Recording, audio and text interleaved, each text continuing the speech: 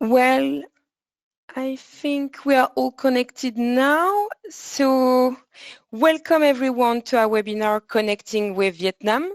My name is Lola and I am project officer at Valorial, a cluster that supports innovation in the agri and agro-food sector. I am based in Britain in France and I will also be your moderator for today. First, one word about our online event. It is recorded and it will last until 11 a.m. CST. Participants, if you want to ask questions, please feel free to. Just use the chat box and speakers will take questions after the presentation. So welcome again. Many thanks for joining us this morning or this afternoon for some of you. So today, together with 4 other project partners from Belgium, Portugal, Slovakia, and Spain, we will give you the opportunity to hear about insightful speakers and how to maximize your success when you enter the Vietnamese market, with a special attention to biosolutions and healthy food products. A little bit about the Farm to Fork Health Matters European project before we start.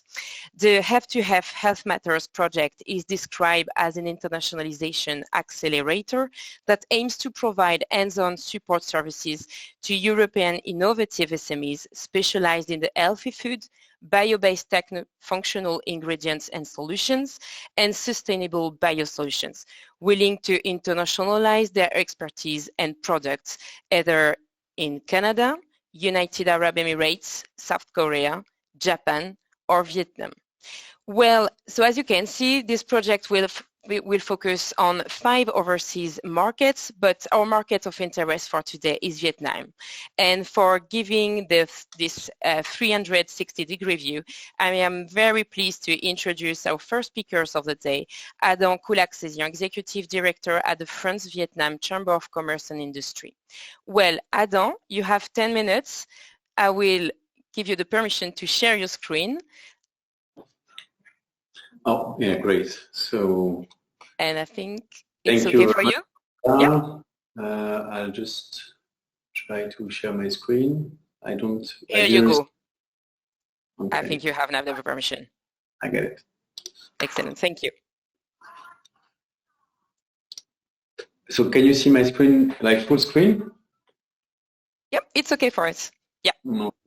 Okay, so I will be quite short, I'd say, and thank you very much for having me sharing some words on the F2F Health Matters connecting with Vietnam. Basically, with the French Chamber of Commerce here in Vietnam, we do connect with Vietnam on a daily basis. I wanted really to share two special focus of what we do and tools we've developed at the French Chamber, because it might be of interest for the people who listen to us today, and then I'll let the floor to the experts for the market overview and the institutional environment of agri-food sector in Vietnam. So you might know, but the Chamber of Commerce here in Vietnam is a member-based association with 260 members and board members, of course, with multicultural collaborators in Ho Chi Minh City and in Hanoi. And we are not only French, because we also are part of the European Chamber of Commerce with more than 1,200 members. As you may know, the CCIV as a Chamber of Commerce is everywhere in the world with the network we have, 96 countries, 126 chambers, more than 33,000 members in the world. And what is important also to mention is that, I don't know if I can move this here.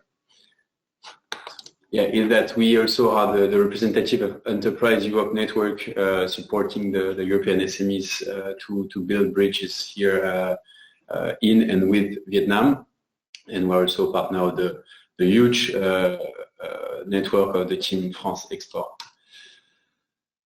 I really wanted to underline the business community and the collaborative approach we have, bringing together the European companies and the Vietnamese companies through the sector committees, and I will be a bit longer on this aspect.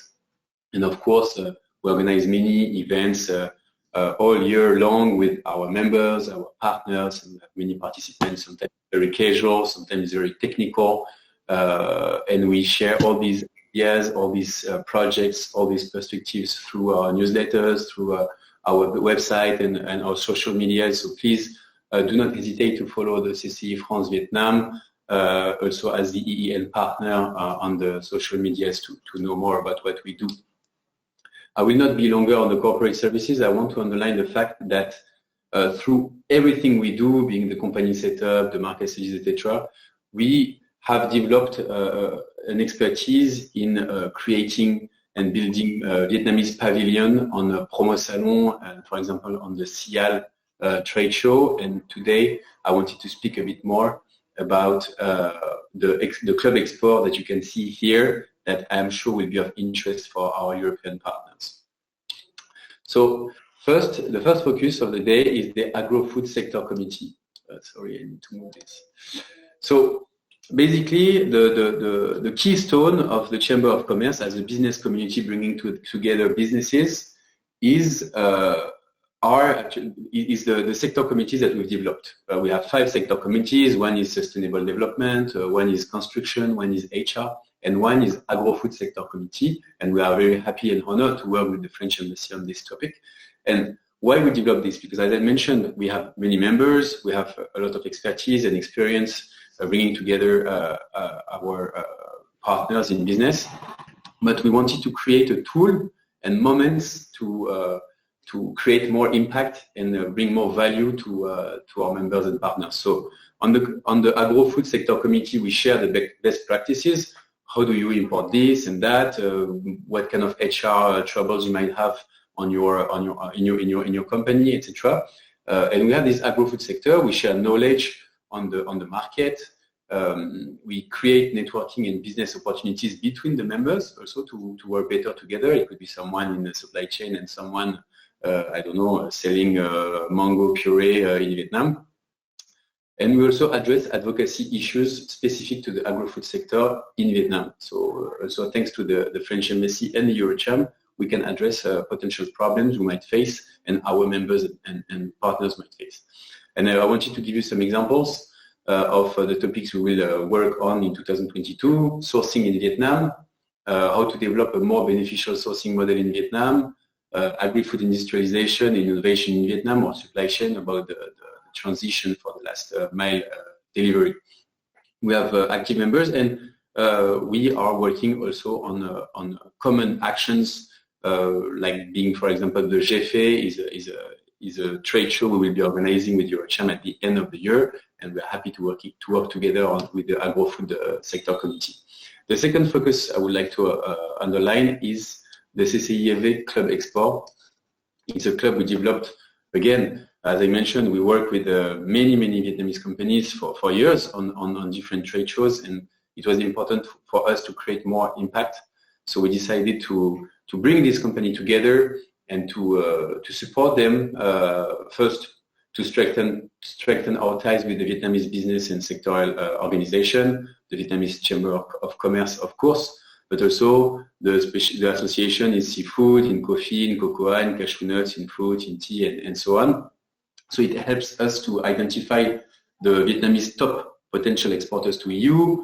It helps us to share best practice, again, on certification. So sometimes it's good also to bring French expertise or European expertise about certification, about supply chain, about, as you can see, digital transformation. We also would like to underline the fact that we can, and we do, accompany these Vietnamese exporters on European trade shows like CIAL, for example. And again, the last point might be that we want to work together with every company and every potential partners interested to support the Made in Vietnam trademark, because we are convinced that there are much perspectives and much things to do. So I will not be very long, because actually it's, we have a way more detailed market, Vietnam market awareness just after my presentation. So of course, Vietnam, remarkable economic evolution, you can see from 1975 and the Doi Moi, or the reforms, but I'm sure we will see a bit more details about that. Leading emerging market, what I wanted to underline here and to point out is attractive destination for investment. It's huge in every sector, and agro-food is one.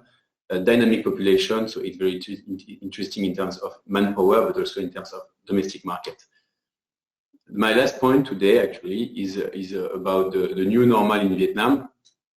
I wanted to underline the fact that we agriculture-based economy switched to industry and service-dominated economy. This is what we always say. This is what the World Bank says. But we have to think that agriculture-based economy switched to something that might be also high-tech agriculture, and that's really what's going to happen, and that's the need in the agri-food sector. So basically what I would like to end with is strong post-pandemic recovery with a lot of challenges and opportunities. The post-pandemic is quite incredible here in Vietnam. We feel like, I was about to say the COVID never happened, but really the dynamic is very, very strong, and we can be, I think, very optimistic about the year 2022 in terms of development, distribution, and investment. But I wanted to underline three aspects. One, it's challenges and at the same time opportunities. Digitalization and the rise of automation. This is a big challenge for the agro-food industry. Global trade, of course, EVFTA, but I know Damien Bazin will talk a bit more into details about the global trade and the EVFTA, and climate change, because as you may know, Vietnam has taken a lot of ambitions in terms of fighting climate change with carbon neutral by 2050. So the agro-food sector needs to be involved and aware of these challenges that are also opportunities for the European companies. And I think that's it for me. I hope I was not too long, and I will be very happy to follow and know more on the part 1 and part 2 that follow me. Thank you very much. Thank you very much, Adam, for your presentation. It was super interesting. You're definitely a good point to reach out. You are here to encourage bilateral trade. I really like your point about the club exports, and the agro-food sector committee. Just one quick question, Adam, for you, and maybe I'm sure it would be of interest to our participants today. You mentioned that you have an event, a sourcing in Vietnam on the 2nd of June, if I'm correct. So how we can join this event? It's a hybrid format, webinar, purely online, or how we can access to it? It's hybrid format because as I mentioned, we have an office in Hanoi and an office in Ho Chi Minh City. So basically, we are always happy to have this hybrid format, inviting our members in Hanoi, in Ho Chi Minh City. But it's also an opportunity for people in Europe to join us and to know more about the topic we touch. Yeah, absolutely. So maybe you can share details with me afterwards. So maybe I can circulate this opportunity to our participants afterwards. So that would be great. The more, the merrier. Absolutely. Absolutely. So thank you, Adam, once again. That's a great way to kick off our webinar. So now let's move forward and let's focus a little bit more on technical and cultural aspects to consider when you want to export to Vietnam. So Damien Bazin, Director of Market Expansion and Corporate Services out south of Asia, will tell you more about these aspects. So Damien, I leave you to share your screen. I give you permission to do so. So now we should be okay. Hello, everyone. Hi, Damien. No problem. So you have 25 minutes if it's okay, and then maybe you can take questions afterwards if we have so. So once again, attendees, don't hesitate to pop your questions in the chat box. So thank you. So the floor is yours, Damien.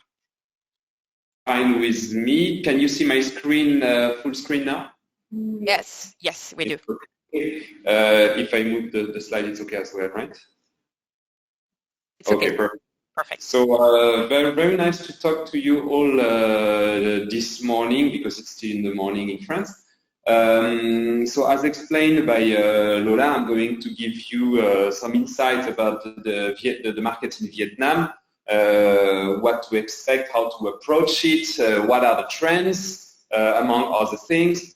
But first of all, I just would like to assert our credibility in speaking about Vietnam and briefly explain you who we are. Source of Asia, we are an international trade agency based in Ho Chi Minh City. We cover the whole Southeast Asian region, but of course, since we are based in Ho Chi Minh City, Vietnam is, I would say, our key, the country on which we have the key expertise. So we have 20 years of experience. We've been accompanying more than 100 of companies a year in various sectors, including, of course, the agriculture, agro-food, ingredients, and healthcare in general. I will come back to you later on some case studies for your insight, for your reference. And the solutions we are going to provide, we have three core expertise we base on to define these solutions. First one being a market expansion, which is the department I'm representing. So basically providing support for our clients in their business development in Southeast Asia through various kinds of services. Also, I will give some more details on the matter later on. We also have a sourcing expertise. That's also how we started actually our business at Source of Asia 15 years ago, and that's also why we are called Source of Asia, because we were initially a sourcing agency. We still do sourcing through the mission, or we even develop and establish a buying office for our clients. And we have a third and last expertise, which we call corporate services, which is more related to the administrative support aspect on the job. So basically, enabling our clients to focus on their core activities while we handle all the administrative part. Now I'm going to enter in the core subject, which is the market overview. First, a few key facts about Vietnam, starting with ASEAN. So here is the ASEAN countries. I think we are all good with that. You cannot answer me, but obviously, yes, this is ASEAN, Myanmar, Thailand, Cambodia. No, sorry, something is missing. Vietnam, and here it's interesting to notice that Vietnam is actually in the middle of this ASEAN region. So what is ASEAN exactly in terms of numbers? ASEAN is 11 countries. And when we talk about ASEAN, especially since we are used to European Union, it's interesting to make a comparison between ASEAN and European Union. So ASEAN is 11 countries. As you know, European Union is 27 countries. Now, in terms of inhabitants, ASEAN is 655 million inhabitants, while EU is actually less than ASEAN, a bit more than 100 million less actually than ASEAN. In terms of area, ASEAN covers 4.47 million square meters, while European Union is only slightly bigger with 4.5 million square meters. Now, where is the difference between both regions is in the dynamism of the economy. While we registered, I'm speaking about pre-COVID, GDP increase, overall GDP increase of 1.1% around in 2019. I mean, it was always around 1.1 plus 1.1% increase in European Union. In ASEAN, the rate was always around 6%. I'm speaking about, again, the years prior to COVID period. And every clue shows that, especially in Vietnam, we are recovering very fast, and by the end of the year, we can expect an above 6% increase for the Vietnam GDP 2022. So it's developing faster. Markets are far from being mature, especially in some sectors, in most of the industries in Vietnam. So the countries raise interest. You might recognize similar information as those already shown by Adam earlier. So yes, Vietnam went very fast from the end of the war in 1975 to a fully integrated market, integrated into the worldwide business. And this integration to the worldwide business was initiated and concretized confirmed, I would say, through the registration to the World Trade Organization in 2007. This is what started everything, actually. We always speak about the doi moi, which is in 1986 the official opening to the market economy, which is true, but the real kick was 2007 and the registration to the World Trade Organization. And then from this followed several signatures of free trade agreements, including the one in 2020, which is actually the year of when it entered into force, the European Union Vietnam Free Trade Agreement. Some examples of the good integration of Vietnam in the worldwide economy is the fact that Vietnam airline companies purchased to these days 200 planes to Airbus, and also the fact that Samsung chose to establish its key factories in Vietnam for the production of smartphone and household appliances.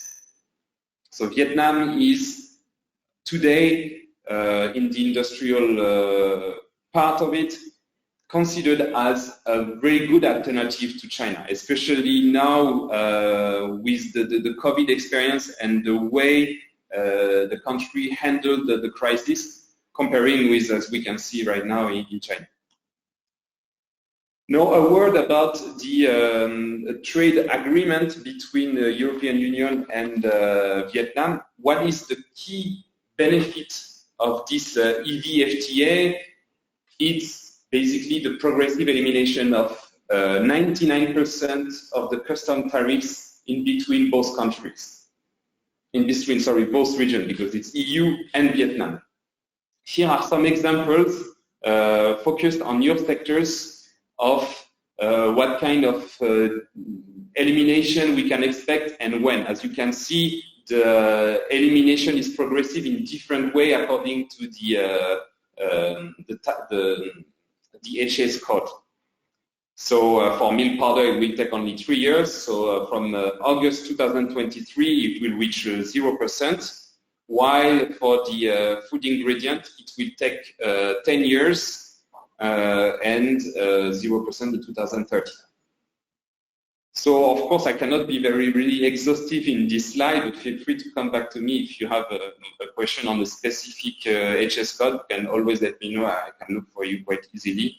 So don't hesitate to ask on the matter.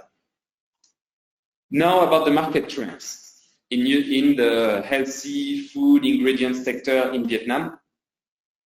Well, there are 6 points I wanted to state with you today. The first one is the fact that there is an obesity problem in Vietnam that is real, and the concern, of course, is growing among the population, especially for children.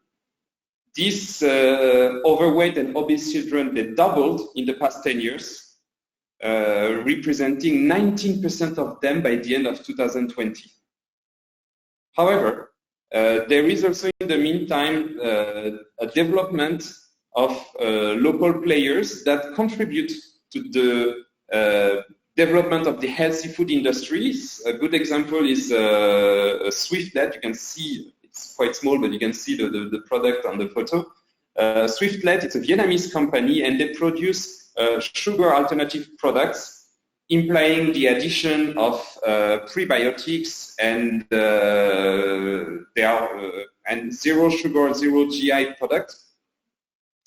They have a strong presence not only in Vietnam but also in Southeast Asia, and they even started to export to Europe this year. It's also important and interesting to note that the traditional medicine, and mostly herbal-based medicine, is still very important in Vietnam. It's part of the culture, and people have a strong belief in it. So especially when the herb itself is rare. So some brands also leverage on this fact to develop herbal-based products. Here is a good example, Tiger Plus. So this is a brand from Malaysia that's quite popular in Vietnam. They just launched a new product actually on an e-commerce platform called Buy to Sell. So a good example again on success story in Vietnam, and especially among you, if you are specialized in herbal-based product, you might have a role to play in the market. Due to the impact of COVID, consumers also start to prioritize healthy food over other products that they used to have before. We really can speak about a change of habits in what consumers purchased in retails. They aim to boost their immune system. It's really how can I say, it's a key awareness that they have, and that's really a concern, that they have. We found a Nielsen study that showed a sharp increase in the demand for fresh food, actually. Healthy food and drink in general also, again, with the quality of boosting immunity of your body. According to this study, we also find out that the food and drinks products that are considered the most important will contain auxiliary nutrients like vitamin C, D, omega-3, or probiotics. You can see some examples in the slide. They focus on products made with natural and quality ingredients, not to mention, of course, safe production. Now about the business culture. How to approach the Vietnamese market, what to expect from it if it's a market that on which you haven't got any experience so far. We have this theory that we call the 5 Ps, and that we also adopt in each of our missions. These are 5 keywords starting with P. That's why we call it the 5 Ps. That we always keep in mind when we initiate a new business development in the country. The first thing to be aware of, it looks obvious saying like this, but it's to be prepared. But what does it mean to be prepared exactly? It means that you shouldn't take it easy when coming to the Vietnamese market. I was showing some very interesting growth rate earlier of the GDP, showing that the economy is dynamic, that it's growing very fast, so the market is not mature. So we might got mistaken understanding it as everyone is waiting for you to come. It's going to be easy. Well, the fact is that it's never easy, especially in a market like Vietnam, where the country was closed for years, was in the war until only, sorry, this wasn't supposed to come right now, and that knew the war for a few decades before opening again, starting the late 80s and opening to the international trade. So you're going to deal with people that are not used to international trade, to import-export. And you need to be prepared for that. It involves as well a lot of pedagogy, because they need to understand what you are bringing them, and they expect innovation from countries like Europe. And innovation comes also with its amount of pedagogy, and that's where you need to be prepared for. You also need to be perseverant. You also need some perseverance. So why I say that? Because it takes time. This is also part of it's not an easy thing. Sometimes it takes months, even years, before you can develop a decent business of the market. Yet don't give up, because Vietnam is still almost 100 million.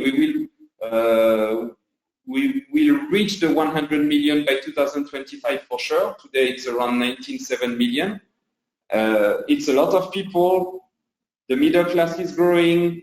The economy is booming, so the purchase of power is also growing, but you need an amount of patience as well when you start developing in the market. Another thing, and this, to follow the 5 P rules, I need to use the French word, prudence, which can be translated by caution in Vietnam. And by prudence, by caution here, I mean caution towards the business partners they are going to work with. Not everyone is reliable, not everyone is appropriate, not everyone will know how to best place your product, position your product. And for this, you need to be cautious and not to jump on the first arm that opens to you. So the selection of your partner as well is very important. Then, of course, you need to develop a presence in Vietnam. There are plenty of ways to be present in Vietnam. I'm going to speak about that a bit later, but of course, it's part of the 5 Ps. And the professionalism. So here reflects what I said earlier when I was explaining that you are a European country, you are producing European product. So they are going to expect as well your product to be higher quality, because they are going to expect as well that you are going to be more expensive than what they used to source from China, for example. So they are willing to hear that you are more expensive. But if they pay more, they have to get more as well in terms of quality, professionalism, and especially in agricultural food products, they are going to have really high expectations on the traceability, the food safety. And this you need to be able to come up with proof on that. Now some success stories that we have at Source of Asia that showed as well, that gives some good insight of the market. The first one I wanted to introduce, so it's not related to the sector, I'm aware of this, but this is still a nice story to tell. This is Rubio Monocote. Rubio Monocote is a Belgian brand of wood coating. The thing is that, as I said earlier, they are European product, high quality wood coating, and most important, natural products. The product, it's no chemical, yet very, very high quality. We started to work with them 4 or 5 years ago. They were already in Vietnamese market, but mostly in the north. They had a distributor already in the north, but couldn't understand how come they couldn't develop in the south. So they linked with us, they linked to us, and being based in south, we were able to come back to them with concrete opportunities awaiting for them in the south. And since we did our job well, I would say, we were also able to identify concrete end users for their product. That's why we ended up not to introduce them to a distributor in the south of the country. We actually became their distributor in the south of Vietnam. So that's also the kind of things we can do. We like to come up with creative solutions. We realized that we were able to directly reach the end user, so why not distributing ourselves rather than going through another third party. So we have this story that started 5 years ago, and today we distribute to the whole south of Vietnam. We are even extending to other countries than Vietnam because of our ability to reach basically the furniture factory in the country. And of course, we are still really active, as you can see in the photo, in the communication. We take part to exhibition. We also have a full team dedicated on the project, preparing the samples, meeting people. Every day we receive user of the product. So again, it's a very, very beautiful story to tell. And this is a way to work in Vietnam. Another example, you might know this brand from France, Dossy, canned vegetables or vegetables, conditioned vegetables, because they also do frozen vegetables. They started developing in Asian markets 5 years ago now. And it went quite well for them because they already distributed in 9 different countries, yet it was still a struggle to develop Vietnam. Again, due to the cultural gap that you can have in Vietnam rather than other countries like Singapore, Thailand, Taiwan, or Indonesia. we got in touch with them. They explained about their issues, so they knew the key distributors here, but they had a list of 10 contacts already done that they already tried to deal with, but it didn't lead to anything. We managed to show them that, well, there are more than only 10 contacts to reach in the market, and that we are going to identify those people, to qualify them in terms of relevance in positioning dossier in the mass retail, because that was their goal. And we ended up with a list of 200 contacts with a hierarchy of the priority, and focused on these top priority leads to represent them on the market. It was during COVID, so impossible for them to move to Vietnam and to meet face-to-face the leads. We did it for them. We introduced ourselves as the dossier representative in Vietnam, and it led to interesting business discussion. These business discussions are still ongoing, but I'm quite confident on the fact that in the next few months I will be able to purchase dossier canned vegetables in my nearby supermarket. So these are for the case studies I wanted to introduce. Now, what is the necessary knowledge to have when approaching Vietnamese market? First, relationships. It's very, very important to have relationships. Of course, here I'm speaking about network of potential partners, but not only networks of potential helpers. Adam spoke earlier about the work he does with the French CHAM. There are plenty of similar organizations you can rely on to provide you with the information. Of course, Source of Asia is one of them as well. You need as well to link with the market experts, people who are not likely to import your product directly, but they work in the modern trade retail. They work in the food service, for example, or they represent e-commerce platform, or they are experienced in basically other sectors or area of activity. Network is important. Second thing, physical presence. So I already mentioned it in the 5 Ps. I will speak about that more in detail later. What can we consider as physical presence, but it's also very important. And last but not least, you need to be aware that Vietnam is a fragmented market.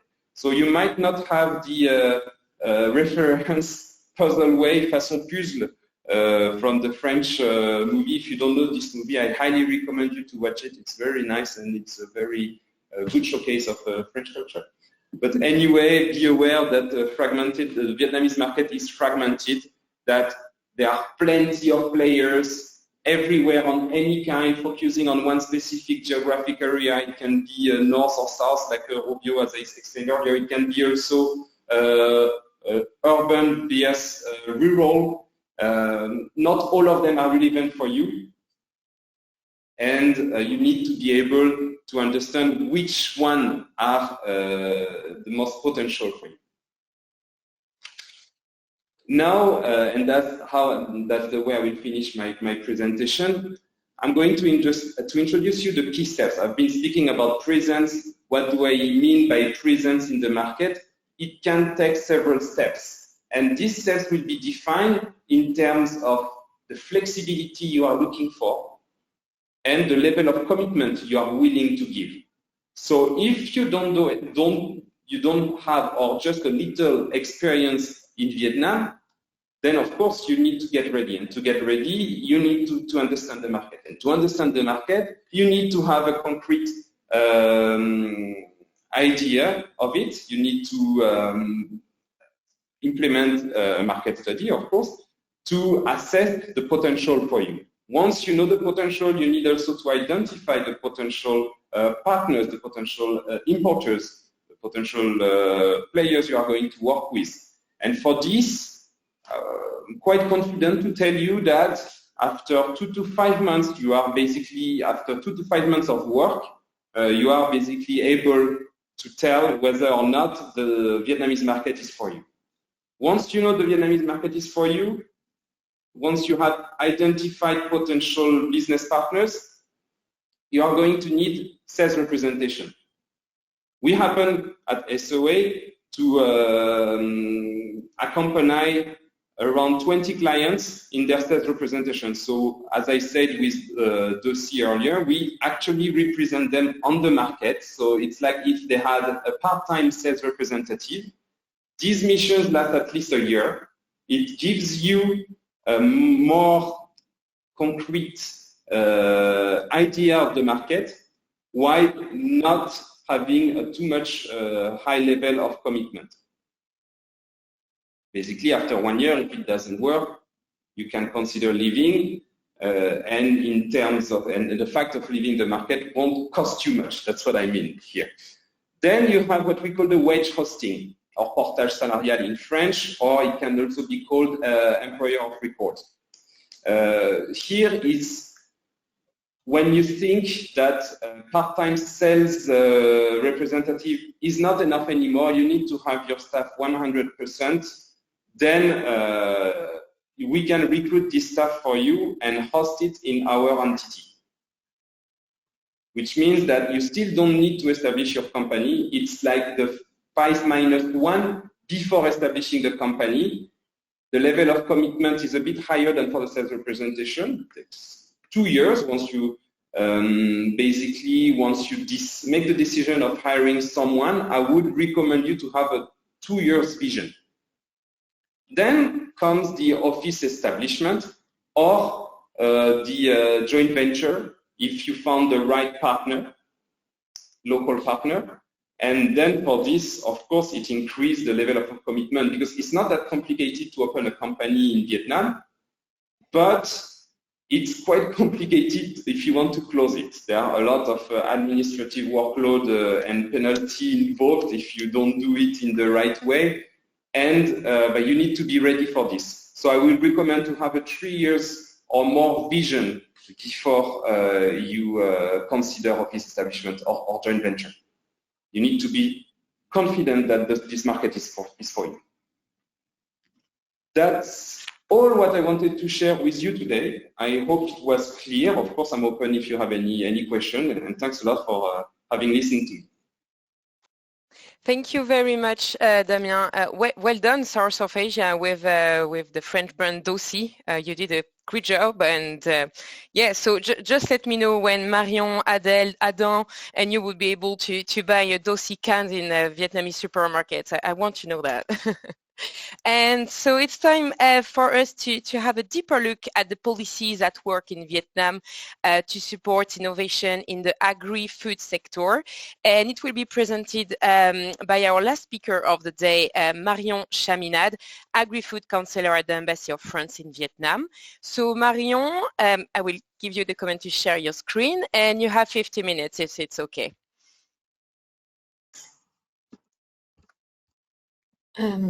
Yes, okay, thank you.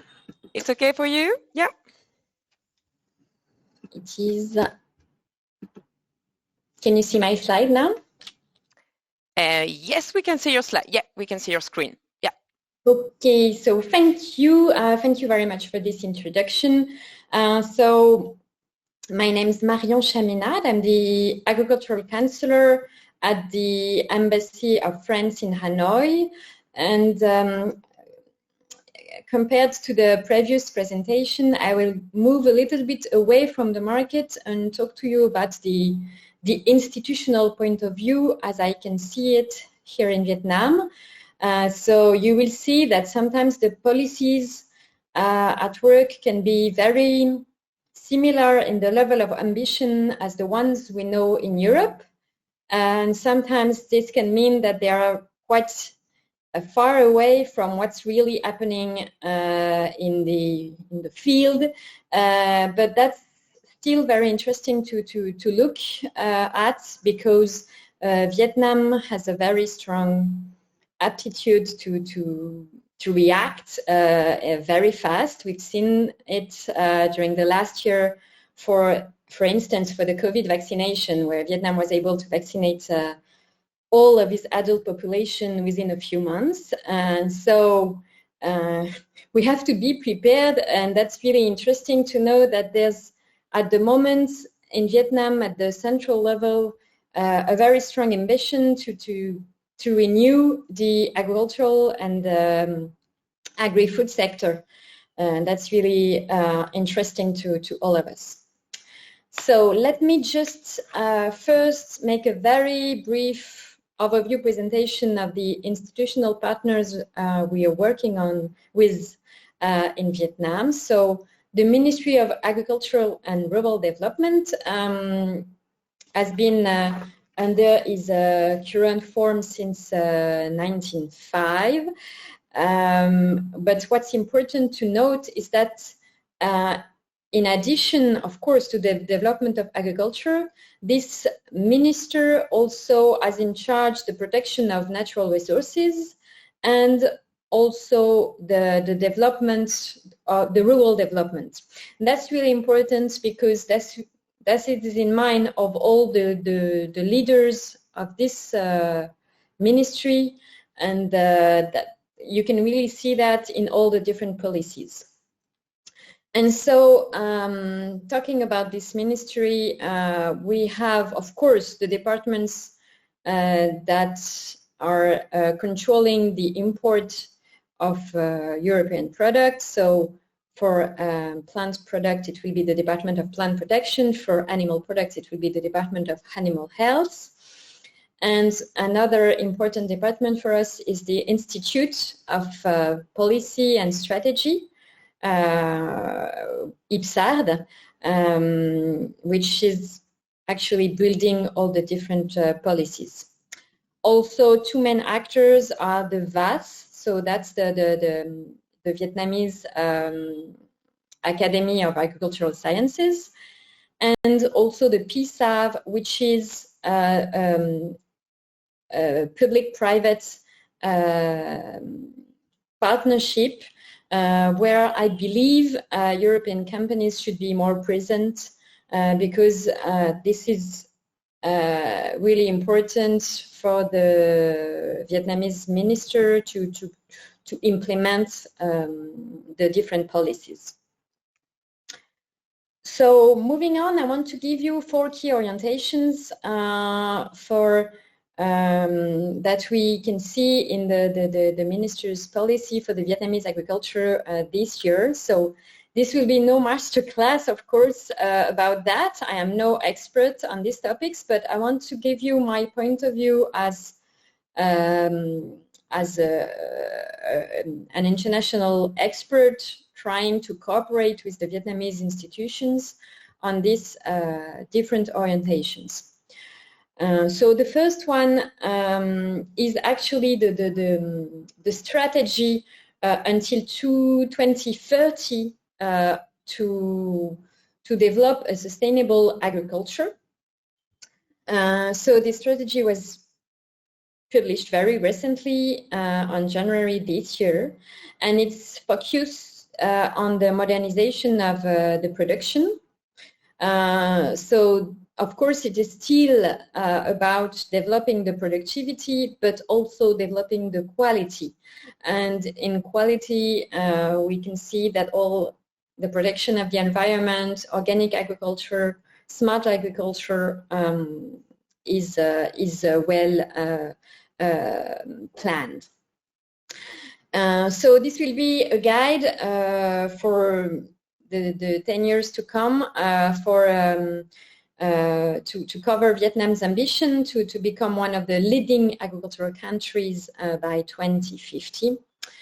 And so the objectives, of course, relate to the development of exports. We see that there's quite an ambitious objective, plus 6% per year, that's being put in this strategy, but also some specific objectives about the environment, such as to reduce greenhouse gas emission by 10% in 2030. The second key strategy, which directly relates to the first one, is a draft that's being currently worked on by the Vietnamese authority to develop a national action plan for better sustainable food systems. So that's a direct follow-up to the United Nations summit about food system that took place in the middle of last year. It implies 3 ministries, the Ministry of Health, the Ministry of Agriculture, and the Ministry of Environment. And you can see in this National Action Plan that all main objectives are covered. So, of course, food safety, sustainable development and green development, and fair agri-food value chains. And so that's really interesting. Just to say, I forgot to say in my previous slide, but just to give you an examples of what can be done for institutional cooperation. So we have in France an institute called CIRAD, who is in charge of the agricultural cooperation within tropical countries, and we have many projects that are implemented directly in connection with these 2 plans. So I wanted to tell you a little bit about the ASSET project. So it's the Agroecology and Safe Food System Transitions project. So everything is in the name. It's really about developing agroecology practices here in Vietnam. And the Malika platform still implemented by CIRAD, which is a platform in partnership with Vietnamese institutes to work towards improvements of the food chain. The third strategy I wanted to tell you about is the One Health partnership. So probably all of you know about the One Health approach. So it's the fact to take into account a holistic approach and to take into account animal health, human health, and environmental health at the same time. We have here in Vietnam a long history of this One Health approach, and there's a partnership that's been renewed last year. And so for the next years, it will work on antimicrobial resistance, food safety, policy and research, and communication with a strong budget. And just to give you an example once more of what can be done, the French veterinary school is implementing a project about biosecurity in pig production. You know that in ASEAN we have a strong epidemic of African swine fever, and so that's really a good area for cooperation, as of course the pork sector faces the same difficulties in Europe. And the last strategy I wanted to tell you about is the establishment of a food innovation hub. So this strategy is still being drafted, and it's been announced by the Prime Minister of Vietnam last year, and the plan is to build an organization which will be multi-stakeholder, interdisciplinary, pre-competitive, to strengthen the innovation system. So it will be made by a combination of physical and virtual platforms to support the development of agri-food startups and to promote innovative technologies. And I will tell you a little bit more about that in a moment, because we are doing some cooperation action about this at this very moment. So moving on to some perspectives for cooperation on innovation, and just to give you all the ideas that we are working on, and of course that you can be a part of. So the first idea is, of course, it's to facilitate market access to European exporters. And of course, Damien already spoke about it, but I want to say one word more about a specific point. Another perspective would be to accompany the structuration of a competitiveness cluster in Vietnam. And so I just spoke about the plan to establish a food innovation hub. So this, as it is drafted now, it does not take the same form as the competitiveness clusters that we know in Europe, but we want to put an emphasis on the European experience to foster the capacity transfer from research to production. We think there's a strong European experience about that, and that Vietnam could benefit from it. Another point would be to facilitate the establishment of relationships via university and scientific cooperation in order to create an environment that will favor the implementation of collaborative projects. Another point would be to accompany Vietnamese structures that wish to get closer to the European markets in the specific field of innovation once more, so to identify contacts in startup, to identify innovative solutions. And the last point would be to favor university exchanges. And we have, of course, in France, we have a special grant that allows students to see their studies in France financed.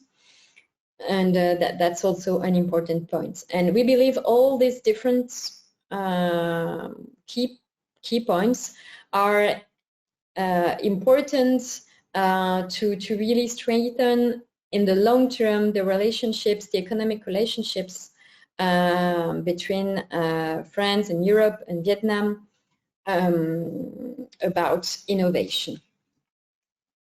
So just maybe one specific point I wanted to make about the export of European products to Vietnam, because you've already been presented the EVFTA and what it brings in terms of reduction of tariffs. And I just want to say it brings a little bit also about the market access for raw agricultural products, because the free trade agreement actually states that there will be a facilitation for the negotiation of SPS, so sanitary and phytosanitary framework. The main progress is about the agreement of exporters for animal and fish products. So until now, the agreement laid on the transmission of an important administrative file of a complete instruction by the Vietnamese authority. And now, ever since this point of the FTA is been implemented, the agreement is now obtained by a simple recognition of the European agreement. So that's what it's called pre-listing. So that's quite important, I believe.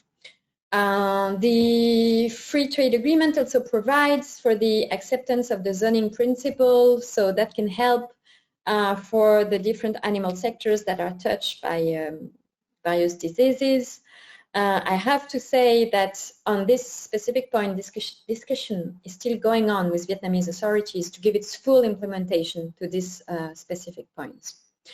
And as you can see on this illustration on the right of the slide, this is really specific to France, but that shows that we have many markets that are already open to French exporters.